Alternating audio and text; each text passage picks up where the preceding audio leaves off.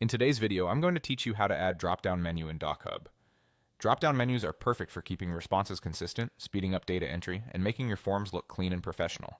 We'll go from a regular PDF to a form-ready document with a working drop-down you can reuse across pages. First, open your PDF. Head to docub.com in your browser, then upload or open the document you want to edit. Once the file is on your screen, make sure you can see the top toolbar. Next, enable form editing mode. In the toolbar, click the option labeled Fields, or it may appear as Prepare Form depending on your view. This switches DocHub into form mode and activates all the form field tools you'll need. You'll know it's on when a panel of field types becomes available.